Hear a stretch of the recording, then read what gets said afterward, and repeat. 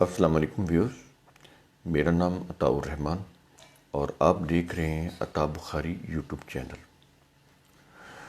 آج ہم ایک جنرل قسم کا ویڈیو کریں گے سوال کے متعلق، کیونکہ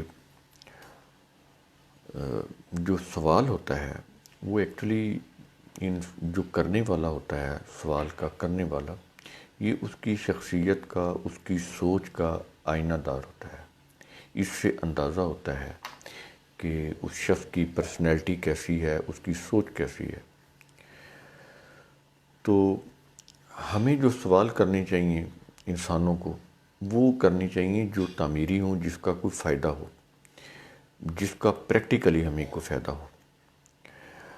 اور ہم نے جس ماحول میں آنکھ کھولی ہوئی ہے ایک مذہبی معاشرے کے اندر، اور جس طرح کے ہمارے سیاسی حالات ہیں، جس طرح ہمارا الیکٹرانک اور پرنٹ میڈیا جو کچھ دکھا رہا ہے، شام کے جو ٹاک شوز ہوتے ہیں، اس کے اندر کیا ہوتا ہے، مین دو ہی چیزیں ہوتی ہیں، یا تو وہ مذہبی بحث مباحث ہے یا پھر سیاسی بحث مباحث۔ ایسے ہی ہوتا ہے نا آج۔ اب یہ بلکہ یہ ٹرینڈ بڑھ گیا ہے کہ مذہب کے پیشواؤں کو خواتین کے ساتھ بٹھا کے ٹی وی چینل میں بڑی مزے کی، بڑی انٹرسٹنگ گفتگو کی جاتی ہے، تاکہ ان کی ریٹنگ، ان کی رینکنگ وہ بڑھ سکے۔ تو مفتیان کو بلایا جاتا ہے، ان کے اوپر سیکس کے مسائل اور شادی بیاہ، نکاح، طلاق، اسی طرح کی جو چیزیں ہیں وہ پوچھی جاتی ہیں، اور خواتین بڑی ایسی اینکر سلیکٹ کی جاتی ہیں جو ان سے بڑے وہ پھر انٹرسٹنگ انداز سے وہ ان سے سوال کرتی ہیں۔ تو ان کا بیسک جو مقصد ہے وہ ایجوکیشن نہیں ہے، اپنا کاروبار بڑھانا ہے۔ اس لیے انہوں نے پھر یہ جو مذہب کے پیشوا ہیں ان کو بھی انوالو کیا ہوا ہے، انگیج کیا ہوا ہے، اپنے یہ جو ٹی وی چینلز ہوتے ہیں، ان کے جو شوز ہوتے ہیں، ان کے اندر انگیج کیا ہوا ہے۔ ایک طرف یہ مذہب کی چیزیں ہیں، اور دوسری طرف کیا ہے، وہ سیاسی بحث و مباحث، جن کا ابھی تک کوئی رزلٹ برآمد نہیں ہوا، وقت ضائع کر رہے ہیں۔ یعنی کبھی ان کا یہ ہماری جو پاکستان کی حکومت ہے، کبھی انہوں نے یہ نہیں سوچا کہ ہم نے ڈیم بنانا ہے۔ ڈیم کے لیے جو فنڈ ہے، جو اکٹھا ہوا، جتنا بھی ہوا، وہ سارا خرد برد ہو گیا۔ کہاں گیا؟ کون اس کا ذمہ دار ہے؟ اب تک اگر نہیں بنا تو اس کا ذمہ دار کون ہے؟ اس کو کیا سزا ہونی چاہیے؟ کچھ نہیں۔ 20 سال بعد، 25 سال بعد جب پانی نہیں ہوگا، پھر یہ روتے پھریں گے، پھر کہیں گے ہمارے مقدر میں لکھا ہوا تھا۔ یہ ان چیزوں میں الجھے ہوئے ہیں، سیاست کے مسائل اور فار نتھنگ کے، اور اس میں سارا کا سارا جو ان کا معاملہ ہے وہ اپنے اپنے ذاتی اور گروہی مفاد کا ہے۔ ہر سیاستدان اور اس کا جو گروہ ہے، اس کی جو جماعت ہے، بس اس کو فائدہ ہو جائے، اس کے لیے وہ دوسرے کے اوپر الزام تراشی کر رہا ہے، اور دوسرا جو ہے وہ تیسرے کے اوپر کر رہا ہے۔ تو اس طرح یہی چیزیں ٹی وی شوز کے اوپر پیش ہو رہی ہیں، یا پھر مذہبی چیزیں ہیں، یا پھر وہ پھر عملیات، استخارے اور وہ چیزیں وہ پیش کر رہے ہیں۔ نیم حکیم بیٹھے ہوئے ہیں، نیم ملا، تو خیر نیم کہنا چاہیے، ملا تو ہوتا ہی نیم ہے، نیم حکیم کی طرح۔ کوئی بھی ملا ہو، وہ کتنا بھی بڑا کیوں نہ ہو، بلکہ جتنا بڑا ہوگا اتنے زیادہ وہ غلط بیانی سے کام لے گا۔ یہ آپ تجربہ کر لیں، جتنا بڑا وہ علامہ ہوگا اتنے ہی بڑے، بلکہ یہ علامے بنتے ہی اس وقت ہیں جب سب سے زیادہ جھوٹ بولے، جب یہ یونیک قسم کا جھوٹ بولے جو دوسرے نہ بولتے ہوں، تو پھر یہ علامہ بنتے ہیں۔ پھر یہ بڑے بڑے یہ ان کے القابات، ان کو ٹائٹلز، مذہبی ٹائٹلز دیے جاتے ہیں۔ تو اس طرح سے تو یہ بنیادی چیزیں ضروری تھیں اس کی وضاحت۔ تو آگے بڑھنے سے پہلے آپ میرا یوٹیوب چینل اگر سبسکرائب نہیں کیا تو اسے سبسکرائب کر لیں، بیل آئیکن وہ بھی پریس کر دیں تاکہ تازہ نوٹیفیکیشن ملتے رہیں۔ اب ہم آتے ہیں اس تمہید کے بعد اصل بات کی طرف۔ سوال کیے جاتے ہیں، تو سوال کیا ہوتا ہے، اس کی نوعیت کیا ہوتی ہے؟ آپ یقین کریں، مجھے اتنا دکھ ہوتا ہے جب وہ سوال کرتے ہیں، کیا کہ یہ جی آدم جو تھے، یہ کب کس دور کے میں آئے، اور کیسے یہ ان کی تخلیق ہوئی، اور یہ کس طرح سے پھر وہ ان کی پسلی سے حوا کو نکالا گیا۔ یعنی یہ سوال ہے، اور وہ جو نوح علیہ السلام کا جو طوفان آیا تھا ان کے دور میں، تو وہ کس ایریے میں آیا تھا، اور ان کی جو کشتی تھی وہ کہاں پر پھر غائب ہو گئی، یہ سوال ہے۔ اور اس سے پیچھے جو تفسیریں ہیں وہ یہی ہیں کہ ان کی کشتی اتنی لمبی تھی، اتنی چوڑی تھی، اتنی اونچی تھی، اس کے اتنے عرشے تھے، اس فلاں عرشے میں فلاں مخلوق تھی۔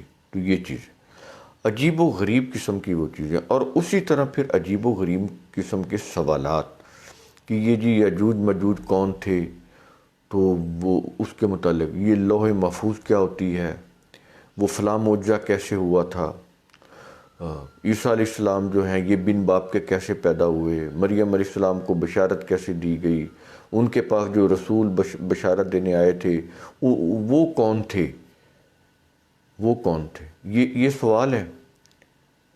یہ سوال مجھے یہ بتائیں، ان سوالوں کا آج ہماری زندگی سے کوئی تعلق ہے؟ اگر ہوتا تو قرآن کریم پھر ان ایسے سوالات کا جواب اپنی کتاب کے اندر دیتا۔ اس نے تو کوئی ایسی بات نہیں کی، اس طرح کی کسی قسم کی کوئی ایسی بات نہیں کی۔ دیکھیں، یہ وہ چیزیں ہیں جو یہودیوں، کیونکہ مذہب کے اندر سب سے زیادہ جس قوم نے چھیڑ چھاڑ کی ہے وہ یہودی تھے۔ عیسائیوں نے تو ان کو کاپی کیا تھا، اور مسلمانوں نے تو سب کوئی کاپی کیا ہے۔ اس میں یہودی آ گئے، عیسائی آ گئے، اس میں ہندو آ گئے، کیونکہ یہ جو ہمارا اجمی اسلام ہے نا، اس میں بیسک جو چیز ہے، جو بیسک ایلیمنٹ ہے، وہ جیوز، ان کے جو جیوز کے جو عقائد ہیں وہ اس میں بنیادی، پھر اس میں وہ کرسچینٹی ہے، اس میں پھر ہندوازم ہے۔ یہ جتنی بھی بت پرستی کی جو مذاہب کی شکلیں ہیں، یہ جو جیسے بدھ مذہب ہے، جین مت ہے، یہ بھی ہندوؤں سے نکلا ہے، ہندوازم سے نکلا ہے۔ تو بنیادی مذہب تو ہندوازم ہے، تو ہندوازم کی چیزیں ہمارے یہ اجمی اسلام کے اندر ہے۔ وہ جو دین قرآن نے دیا اس میں نہیں، یہ جو دین جس کو ہم سمجھ رہے ہیں اسلام، میں اس کی بات کر رہا ہوں جو اس وقت اسلامی ممالک میں رائج ہے، میں اس اسلام کی بات کر رہا ہوں، وہ قرآن میں نہیں ہے۔ قرآن کا تو جو دیے ہوئے اصول اور ضابطے ہیں دین سے متعلق، وہ تو کسی بھی اسلامی ملک میں رائج نہیں ہے، کہیں پر بھی سرکاری سطح کے اوپر ان کا نفاذ نہیں ہے۔ کیا چیز ہے جو نافذ کی ہوئی ہے اسلامی ملکوں نے؟ اپنے اپنے پسند کی فقہ، اپنے اپنے پسند کے مسلک، ان کی ریلیٹڈ شریعتیں، اپنے مذہبی پیشواؤں کی، اپنے آباء و اجداد کی دی ہوئی، وہ انہوں نے رائج کی ہوئی ہیں۔ قرآن کا دیا ہوا نظام دنیا کی کسی بھی اسلامی ملک میں نہیں ہے، ٹھیک ہے؟ تو یہ چیز پہلے کلیئر کر لیں، کیوں نہیں ہے؟ یہ ایک علیحدہ چیز ہے، کیونکہ اللہ نے زبردستی تو اس کو نافذ نہیں کرنا۔ یہ تو انسانوں کی بہتری کے لیے تھا، اب انسان اس میں اپنی بہتری نہیں سمجھ رہے، وہ اپنا مفاد سمجھ رہے ہیں مذہب کے اندر، تو وہ پھر مذہب کی بنائے ہوئے فقہ اور شریعتیں ان کو نافذ کرتے ہیں۔ تو یہ ایک علیحدہ چیز ہے۔ ہم پھر واپس آتے ہیں سوال کی طرف۔ ہم ایسا سوال کریں جس کا تعلق ہماری کریکٹر بلڈنگ سے ہو، جس کا تعلق ہمارے عملی زندگی سے ہو۔ اگر ایسے ہم سوال کرتے ہیں جو صرف نظری طور پر ہیں، عملی نہیں ہیں، جن کی ہماری کریکٹر بلڈنگ سے کوئی تعلق نہیں، جن کی ہماری ہیومن ڈیولپمنٹ سے کوئی تعلق نہیں، جن کی ہمارے اس معاشرے میں جو جس طرح کے حالات چل رہے ہیں ان سے ان کا کوئی تعلق نہیں، ایسے سوال کرنا اور ایسے جواب حاصل کرنا، یہ سوائے انرجی ضائع کرنے کے، سوائے ٹائم برباد کرنے کے اور کچھ نہیں ہے۔ ایک زبانی ایک ٹکلنگ ہے، اس کو انگلش میں ٹکلنگ بولتے ہیں، زبانی چسکا جو آپ کہہ لیں، وہ ہے، اس سے آپ کو ملے گا کچھ نہیں۔ تو بہت سارے جو سوالات ہیں، موسٹلی میں یوں کہہ لیں 95% کوسچن جو ہیں وہ کوسچن ہیں جن کا کوئی فائدہ ہی نہیں کرنے کا، اور اگر ان کا آپ کو کوئی صحیح جواب ابھی تک تو ان کے پاس ہے نہیں۔ اگر ان کو اب دیکھیں نا، ایک بندہ کہتا ہے جی یہ جھوٹ کب شروع ہوا؟ اب اس کا آپ جواب کیا دیں گے؟ جھوٹ کب شروع؟ یہ جی نماز جو ہم پڑھتے ہیں یہ کب شروع ہوئی تھی؟ یعنی وہ ان کو پتہ ہے نا کہ نماز کی ڈیٹیل یا نماز کا تو لفظ ہی قرآن کے اندر نہیں ہے. وہ پھر یہ سوال کرتے کہ جی پھر نماز شروع کب ہوئی، کس دور میں شروع ہوئی اور کس نے کرائی؟ تو میں ان سے پوچھتا ہوں کہ باقی بھی تو سوالات ہیں، وہ ان کے اوپر غور کر لیں کہ وہ کب ہوئے. جھوٹ بولنا کب سے شروع ہوا؟ تو اس کا کیا جواب دیں گے آپ؟ پہلا کون شخص تھا جس نے سب سے پہلے جھوٹ بولا؟ میں شخص کی بات کر رہا ہوں، کوئی جواب نہیں ہے اس کا. تو ان سوالات میں الجھنے کی بجائے آپ تھنکنگ پروسیس کریں، وہ چیز سوچیں جس کا ہماری عملی زندگی سے تعلق ہے، جس سے ہم کوئی اپنی ذات کی، اپنی پرسنالٹی کی ڈیولپمنٹ کر سکیں، اس کو گروم کر سکیں، پروگرس کر سکیں. وہ سوال نہیں پوچھیں گے. کیوں؟ اس کے اندر عمل کرنا پڑتا ہے. اور ہماری جو قوم ہے وہ نظری بحثوں تک محدود رہنا چاہتی ہے، کیونکہ اس میں بڑا مزہ ہے. ایک بحث چھیڑی کہ محمد صلی اللہ علیہ وسلم جو تھے وہ مکہ کے تھے یا پیٹرا کے تھے. ٹھیک ہے، یہ جو مکہ ہے جس کا قرآن نے ذکر کیا ہے، ببکت الذی ببکت مبارکت، یہ جو ہے یہ یہاں مکہ سعودی عرب میں یہاں کا ہے یا وہ جارڈن کا ہے؟ یہ بحثیں چلی ہوئی ہیں. تو اس کا پھر انجام کیا ہوگا؟ تباہی. اس کا انجام تو تباہی ہوگا. یہ ساری چیزیں کیوں کرتے ہیں؟ تاکہ کسی طرح سے قرآن کا جو عملی نظام ہے نا وہ نہ ہمیں کرنے کی ہمارے اوپر ذمہ داری پڑ جائے. یہ ذمہ داری سے فرار کے طریقے ہیں. قرآن کریم تو بڑی سمپل بات کرتا ہے اور کہتا ہے اس کو سمجھ لیا ہے نا تو اب اس کے اوپر عمل کرو. یعنی پہلے تو وہ یہ کہتا ہے کہ وَلَقَدْ يَسَّرْنَا الْقُرْآنَ لِلذِّكْرِ فَهَلْ مِن مُدَّكِرٍ، اسے ہم نے آسان بنایا تو کوئی ہے جو اس کو سمجھے؟ یہ کہتے ہیں نہیں، اس کو نہیں ہم سمجھیں گے. ہمیں یہ بتائیں یجوج و مجوج یہ کون تھے، یہ کہاں سے نکلے تھے اور اب کہاں پر ہیں؟ یہ سوال ہے. وہ موسیٰ علیہ السلام کے معجزات وہ کیسے ہوتے تھے، کیسے سمندر نے راستہ دیا تھا؟ یہ ان چکروں میں پڑے ہوئے ہیں. وہ جو قرآن کریم کے جو تراجم اور تفسیریں لکھی گئیں بنو عباس دور کے اندر، وہ بیبلیکل سٹوریز تھیں ساری. ان کو انہوں نے شان نزول بنایا، یعنی فلاں واقعہ ہوا تھا تو یہ قرآن کی فلاں آیت نازل ہوئی اس واقعے کی ریئیکشن میں. تو یہ پھر آیت تو ان لوگوں کے لیے، ہمارے لیے تو نہیں ہے. پھر قرآن کریم کی جو تفسیر ہے اس کا انداز کیا ہے؟ اس میں ایک آیت اوپر لاتے ہیں، نیچے وہ کہتے ہیں کہ جی یہ واقعہ ہوا تھا، فلاں عرب کے لوگوں نے یہ واقعہ کیا تھا، اور اس کے جواب میں پھر ان کے لیے یہ وحی آ گئی. یہ تو پھر ان کے لیے ہو گئی نا اس دور کے لیے. تو ہمارے لیے تو پھر ایک آیت بھی نہ بچی. یہ قرآن کریم اور اس کی روشنی اور اس کی تعلیمات یہ تو اس دور کے لوگوں کے لیے محدود ہو گئیں. جب یہ تفسیر رسول صلی اللہ علیہ وسلم کی انہوں نے بنا دی کہ یہ تفسیر رسول صلی اللہ علیہ وسلم کی ہوئی ہے، تو انہوں نے پھر تدبر فی القرآن کو بھی ختم کر دیا. سوچنے کی تو ضرورت نہیں، وہ تو نبی کریم صلی اللہ علیہ وسلم نے سوچ کے اس کی تفسیر ہمیں بتا دی، جو کہ انہوں نے نہیں کی ہوئی. یہ پرشین روایات ہیں جس کی روح سے یہ شان نزول کی روایات بنائیں اور منسوب کر دیا نبی کریم صلی اللہ علیہ وسلم سے. اب اس سے انہوں نے ایک تیر سے کئی نشانے کیے. یعنی اس سے کیا کیا انہوں نے کہ اس قرآن کو اس دور کی کتاب بنا دیا. یعنی آج کے دور کی یا قیامت تک کے انسانوں کے لیے یہ کتاب نہیں رہی. اس دور کے لوگوں نے کچھ واقعات کیے تھے، اس کے جواب میں اللہ تعالیٰ نے یہ آیتیں نازل کی تھی، تو یہ تو اس دور کی ہوگی.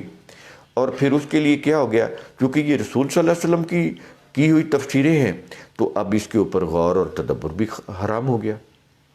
کیونکہ جب انہوں نے تفسیر کر دی تو ہمیں اب سوچنے کی تو ضرورت ہی نہیں، جیسے ہے ویسے اس کو مان لو. سمجھ آئی یہ چیزیں؟ تو یہ پھر یہ تدبر کی یہ جو تھنکنگ پروسیس ہے، جو افلا یتدبرون افلا تاقلون افلا تشعرون، بار بار قرآن کہتا ہے غور و فکر کیوں نہیں کرتے ہو، عقل و شعور سے کام کیوں نہیں لیتے ہو. تو یہ چیزیں پھر انہوں نے ختم کر دی. سوچنے سمجھنے کے اوپر انہوں نے یوں کہہ لیں لاشعوری طور پر لوگوں کو بالکل دور کر دیا. دلوں کے اوپر تالے پڑ گئے کہ دل جو ہے یعنی عقل و فکر جو ہے وہ سوچنے کے قابل ہی نہ رہے. اس کے اوپر اس کو انہوں نے لاک کر دیا. تو یہ پروسیس ہو گیا کہ ہم جمود کا شکار ہو گئے. اس کی جگہ پہ تقلید آ گئی. تو تیسرا نقصان کیا ہوا تقلید کا، اور چوتھا نقصان کیا ہوا کہ جو یہ تراجم اور تفسیریں ہیں جو ہم پڑھ رہے ہیں اس کو ہم یہ سمجھ رہے ہیں کہ یہ نبی کریم صلی اللہ علیہ وسلم کی تفسیریں ہیں، حالانکہ وہ پرشین روایات ہیں تو انہوں نے عربی میں بیان کی ہوئی. تو یہ چیزیں اس طرح سے ہیں. برصغیر میں تو ترجمہ بھی عربی میں نہیں ہوا، وہ تو فارسی میں ہوا. پھر فارسی سے وہ پھر عربی زبان میں اردو زبان میں کنورٹ ہوا. یہ یوں ہوا ایسے. تو اس کو آپ کیا کہیں گے؟ یہ قرآن کریم کی انٹرپریٹیشن ہے. یہ ان لوگوں کی انٹرپریٹیشن ہے جنہوں نے کی. قرآن کریم کی انٹرپریٹیشن نہیں ہے. وہ تو عربی مبین کی روح سے ہوگی. اس میں تو پھر ساری تفسیریں اڑ جاتی ہیں، ایک تفسیر بھی باقی نہیں رہتی. اگر آپ اس کو عربی مبین کی روح سے تفسیر کریں گے تو پھر تو یہ ساری تفسیریں اس سے آپ کو علیحدہ ہونا پڑے گا. اسی لیے تو قرآن کریم جو ہے وہ تطہیر کی بات کرتا ہے. تطہیر کیا ہوتی ہے کہ اپنے دماغ سے، اپنے قلب و ذہن سے وہ تمام مذہبی عقائد، مذہبی چیزیں، ایلیمنٹس، ریلیجس ایلیمنٹس وہ نکالے جائیں. وہ نکلیں گے تو پھر یہ تطہیر کا عمل ہوگا. پھر اس کے اندر قرآن کے کانسیپٹ آئیں گے. تو اگر وہ آپ نے اپنے ذہنوں کے اندر محفوظ رکھے ہوئے ہیں اور آپ کہیں ہمیں قرآن سمجھ آ جائے گا، کچھ نہیں آئے گا. تو یہ چیزیں تو سوالات وہ کریں جن کا تعلق ہماری کریکٹر بلڈنگ سے ہے، جن کا تعلق ہماری عملی زندگی سے ہے.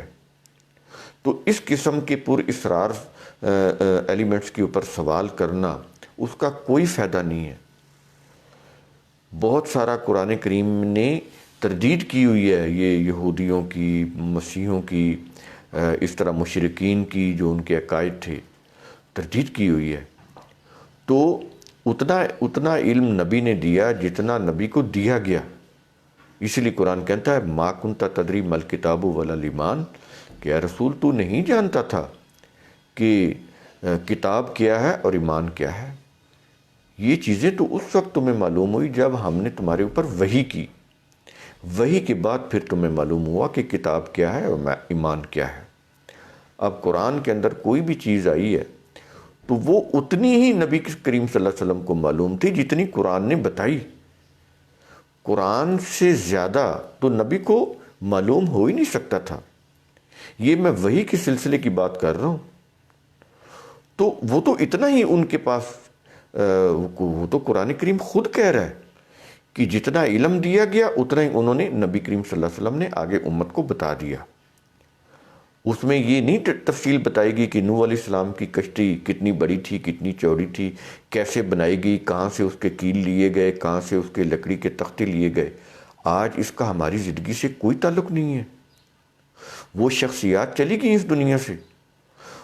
تو اس دور کی چیزیں آج تو وہ قابل عمل بھی نہیں رہیں. یہ جس چیز کو یہ سنت لیے پھرتے ہیں، اگر آپ اس کو سنت بنائیں گے قرآن کے مقابلے میں تو یہ تو قابل عمل ہی نہیں رہتی. نبی کریم صلی اللہ علیہ وسلم کے دور کی چیزوں کو جن کو یہ سنت بنائے پھرتے ہیں، مجھے یہ بتائیں کہ ان کو اگر آپ اڈاپٹ کر کے تو دکھائیں. آپ کر ہی نہیں سکتے. اس دور کی سنت تو پھر آپ کہیں گے اونٹنی کے اوپر سفر، تو آج پھر آپ ہوائی جہاز کے اوپر سفر نہ کریں. آج آپ بسز کے اوپر، کاروں کے اوپر سفر نہ کریں. آپ انہیں اونٹنیوں کے اوپر اور خچروں کے اوپر سفر کریں. ٹھیک ہے نا؟ تو یہ تو پھر اگر کریں گے تو خلاف سنت ہو جائے گا. تو یہ سنت کا جو کانسیپٹ ہے یہ قرآن کے خلاف ہے. اس دور کا اگر کوئی لمبا چوغا پہننا یہ سنت ہے تو آج ذرا پہن کے دکھائے نا آپ. قرآن کریم نے تو اس کو سنت نہیں کہا، آپ نے بنایا خود. پہلے عقیدت پیدا کی، پھر اس دور کی چیزوں کو سنت بنا لیا، پھر کدو کھانے کو سنت بنا لیا. پھر آپ کے بچے تو اس سنت کے اوپر عمل ہی نہیں کرتے. کوئی بچہ کدو کھاتا ہے؟ مجھے بتائیں. اور جو جو زیادہ ایج کے لوگ ہوتے ہیں وہ زیادہ گوشت بھی نہیں کھا سکتے، یا جن لوگوں کو یہ جو ہائی بی پی ہے، بلڈ پریشر ہے، یا وہ اس کے مریض ہیں جو مختلف قسم کی بیماریوں کے، وہ گوشت زیادہ نہیں کھا سکتے۔ یورک ایسڈ کے جو پیشنٹ ہیں وہ گوشت نہیں کھا سکتے، تو ان کو آپ یہ سنت ذرا پوری کرائیں نا، ان سے ان کو کہیں یہ سنت ہے آپ کھائیں، تو پھر دیکھیں اس کے کھانے کے 15 یا 20 آدھے گھنٹے بعد ان کا ذرا یورک ایسڈ چیک کریں کہ کہاں چلا گیا بلڈ کے اندر، ان کی شوگر چیک کریں کہاں چلی گئی، ذرا کھا کر تو دکھائیں، اس سنت کے اوپر عمل کر کے تو دکھائیں۔ یہ سنت نہیں ہے، انہوں نے بنائی ہیں عقیدت کا رنگ دے کر، پھر انہوں نے رنگوں کے ساتھ کھیل تماشے کیے کہ وہ سبز رنگ جو ہے اسلامی ہے، اور کالا رنگ جو ہے یہ سوک کا ہے، سبز رنگ جو ہے وہ یوں ہے برکت کا ہے، اسلامی ہے، اور وہ یوں ہے۔ اس طرح سے انہوں نے رنگوں کو اسلامی بنایا۔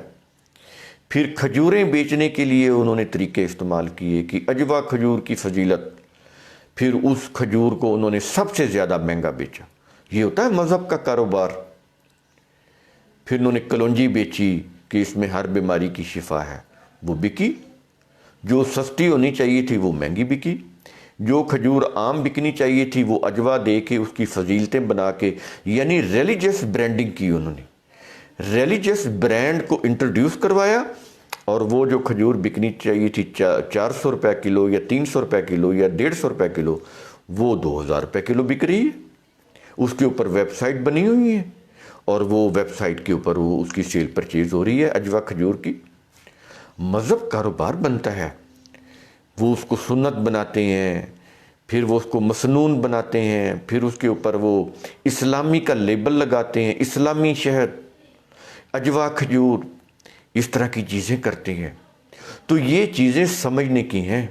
جب تک آپ ان چیزوں کو نہیں سمجھیں گے اس وقت تک پھر ایسے ہی سوال کریں گے جیسے آپ کر رہے ہیں کہ یجوج مجوج کون تھے، اور وہ جو اصحاب کہف کا وہ کتا اور ان کی جو غار، ان کی کیا کیفیت تھی، وہ سمندر نے کیسے راستہ دے دیا، کیسے اس میں وہ انہوں نے اپنا عصا مارا تو وہ 12 وہ راستے بن گئے، ٹریک بن گئے۔ یہ سب جھوٹی کہانیاں ہیں، اور اس کی ڈیٹیل میں لگے ہوئے۔ ایک چیز قرآن نے بتائی نہیں، کہی نہیں۔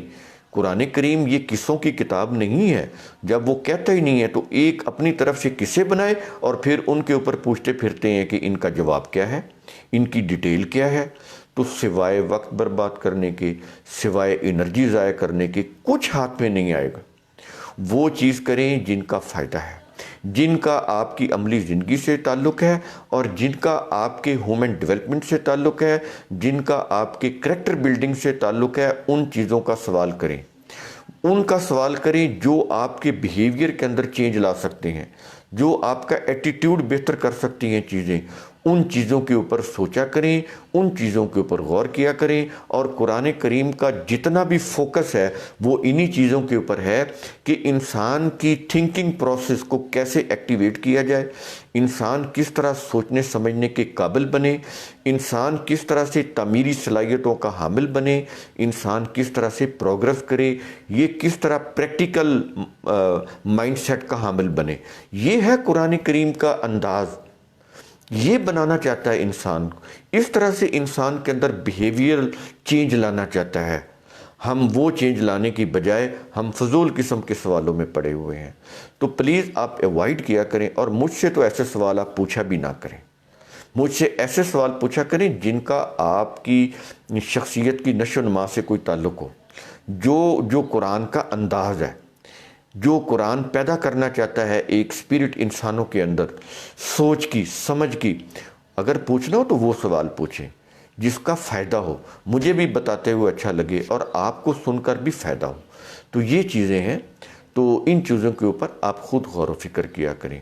جب تک آپ تدبر نہیں کریں گے، جب تک آپ کون سی چیز ہمارے لیے کون سی بہتر ہے اور کون سی بہتر نہیں ہے، کس چیز کے اوپر ہم وقت لگائیں تو اپنی انرجی لگائیں تو وہ چیز ہمارے لیے فائدہ مند ہے، وہ سوال، اس کا جواب ہمارے لیے فائدہ مند ہے، تو اس کو فوکس کریں۔